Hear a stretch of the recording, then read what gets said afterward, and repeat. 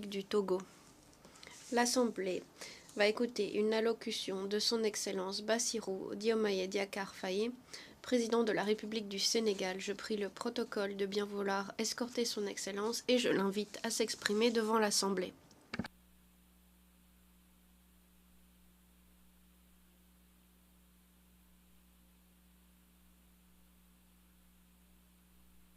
Président de l'Assemblée générale, Mesdames, Messieurs les chefs d'État et de gouvernement, Monsieur le secrétaire général, Madame la secrétaire générale adjointe, Mesdames, Messieurs, distingués invités. Avant tout propos, je voudrais saisir cette tribune pour saluer à nouveau la mémoire de mon compatriote, Amadou Makhtar Mbow, qui vient de nous quitter. Ancien directeur général de l'UNESCO de 1974 à 1987, il fut un homme d'État émérite et un fervent acteur panafricain de la lutte pour les indépendances. Je félicite M. Philomène Yang pour son élection à la présidence de cette Assemblée générale des Nations unies, ainsi que son prédécesseur, pour sa contribution à la mise en œuvre de notre agenda commun. À travers vous, je formule mes vœux de succès dans la conduite de nos travaux. Je salue également l'engagement constant du secrétaire général Antonio Guterres, dont les efforts pour promouvoir la paix, la dignité humaine et le multilatéralisme sont plus que jamais nécessaires. Le Sénégal renouvelle son plein soutien à sa mission en ces temps de turbulence mondiale.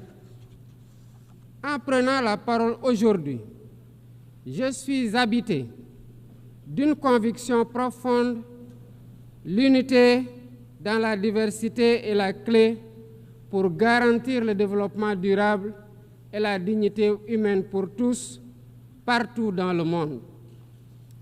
Ce thème de la présente session, qui guide nos discussions, nous invite à repenser nos responsabilités collectives et à nous assurer que les principes fondamentaux des Nations unies, définis il y a près de 8 décennies, continuent de porter la promesse d'un monde plus juste et plus équitable. Mesdames, Messieurs, nous vivons dans un monde troublé, où les principes de la Charte des Nations unies, qui prônent l'égalité, la justice et le respect des droits humains, sont chaque jour mis en mal. Les conflits s'étendent, les inégalités se creusent et les crises climatiques aggravent la vulnérabilité de millions de personnes à travers le monde. De surcroît, nous assistons à une remise en cause inquiétante du multilatéralisme, à un moment où l'humanité en a le plus besoin. Le monde doit se regarder en face, sans complaisance. Les valeurs que nous avons juré de défendre sont piétinées dans plusieurs régions du globe. Que l'on soit à Gaza, à Tel Aviv, à Dakar ou ailleurs, chaque être humain est porteur de cette égale dignité, une dignité qui transcende les frontières, les cultures et les appartenances religieuses. C'est notre devoir à tous de veiller à ce que cette dignité soit protégée et respectée pour chaque être humain, sans exception. Ce devoir est l'essence même des Nations unies. Pourtant, nous constatons chaque jour que le droit international, ciment de la paix mondiale, est souvent violé. Des résolutions adoptées par cette Assemblée sont ignorées. En tolérant ces violences répétées, nous foulons aux pieds les principes de la Charte des Nations unies et sapons les fondements même de cette maison de la paix. Jamais les fondements des Nations unies n'ont autant vacillé qu'en ces temps de violence et de peur et d'incertitude. Si nous voulons éloigner le spectre de la guerre et œuvrer à l'avènement d'un monde meilleur, alors il est temps de changer les paradigmes. Il est temps de remettre l'humain au centre de l'agenda international comme nous y invite le thème de cette session. Monsieur le Président, Mesdames, Messieurs, nous ne voulons plus fermer les yeux sur la tragédie qui se déroule dans le Sahel. Des groupes terroristes sèment la terreur, pillent, tuent les populations civiles innocentes. Cette région, autrefois stable, est désormais en proie à une violence quotidienne, tandis que les Nations Unies, particulièrement le Conseil de sécurité, restent trop souvent inertes. De même, nous ne pouvons pas accepter que le Sahel devienne le théâtre de rivalités de puissances étrangères dont les affrontements ne font qu'aggraver la déstabilisation de la région. Je dois rappeler ici que la paix et la sécurité de l'Afrique sont indissociables de la paix mondiale. Il est impératif que le Conseil de sécurité remplisse pleinement son rôle de garant de la stabilité internationale. J'exprime à nouveau la préoccupation du Sénégal face à la situation tragique qui perdure en Palestine.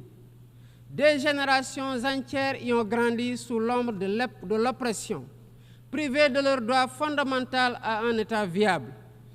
Le Sénégal, en tant que président du Comité pour l'exercice des droits inaliénables du peuple palestinien, appelle à un cessez-le-feu immédiat et durable.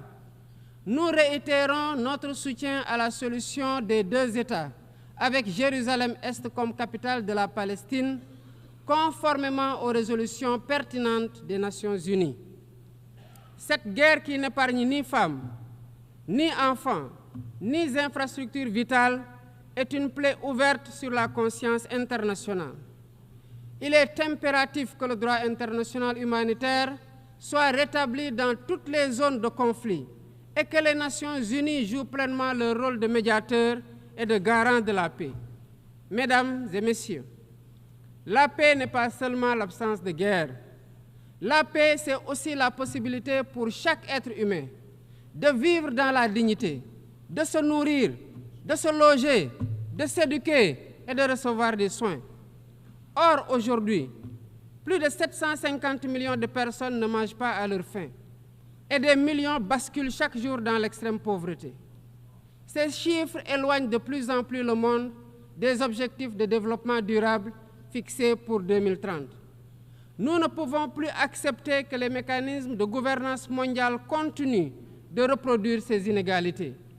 Il est alors temps de rompre avec la logique du chacun pour soi et de bâtir un nouveau contrat social global fondé sur la solidarité et la coopération.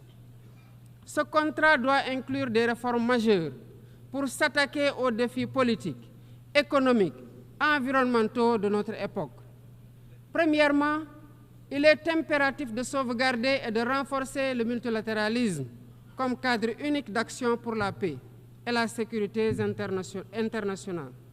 Cela passe par une réforme urgente des institutions mondiales, notamment le Conseil de sécurité, le FMI, la Banque mondiale, afin qu'elles soient plus inclusives et qu'elles reflètent les réalités géopolitiques et économiques actuelles. Le continent africain, en particulier, doit avoir une place plus importante dans ces instances de décision. Deuxièmement, il est temps de corriger les injustices économiques qui freinent le développement de nombreux pays du Sud. Le commerce illégal, l'évasion fiscale, les flux financiers illicites et les congés fiscaux abusifs ruinent les pays en développement, notamment en Afrique. Ces injustices doivent être corrigées pour permettre à tous les pays de participer pleinement au commerce mondial et de bénéficier de la croissance économique. Troisièmement, il est essentiel de garantir avec détermination et d'agir avec détermination contre le réchauffement climatique en respectant le principe de responsabilité commune mais différenciée. Les pays industrialisés responsables historiques des émissions massives de gaz à effet de serre doivent intensifier leurs efforts pour financer une transition énergétique juste et équitable qui ne pénalise pas les pays en développement. Nous devons impérativement protéger notre planète sans sacrifier les droits des nations les plus vulnérables à poursuivre leur développement. Quatrièmement, il est nécessaire de rompre avec toute tentative d'imposer des normes civilisationnelles unilatérales. Depuis son indépendance, le Sénégal a toujours défendu l'égale dignité des cultures et des civilisations. Et cette diversité doit continuer à être la base de la coexistence pacifique entre les peuples. Aucune nation ne devrait imposer aux autres ses pratiques ou ses valeurs comme normes universelles. Le respect des différences est le fondement de la stabilité et de la paix dans le monde. Mesdames et messieurs, le Sénégal est fermement engagé dans cette voie. Nous avons choisi de bâtir un État résolument tourné vers le développement durable avec des initiatives ambitieuses dans des domaines tels que les énergies propres, la souveraineté alimentaire et la gouvernance transparente. Mais nous savons que pour réussir, nous avons besoin de l'action collective et de la solidarité internationale. Aucun pays, aussi puissant soit-il, ne peut relever seuls les défis qui menacent l'humanité. Il nous faut donc agir ensemble, unis dans la diversité, pour construire un avenir où la dignité humaine est respectée, où la justice prévaut et où la prospérité est partagée. C'est par la coopération et le respect mutuel que nous surmonterons les crises qui secouent notre monde. Je vous remercie de votre aimable attention.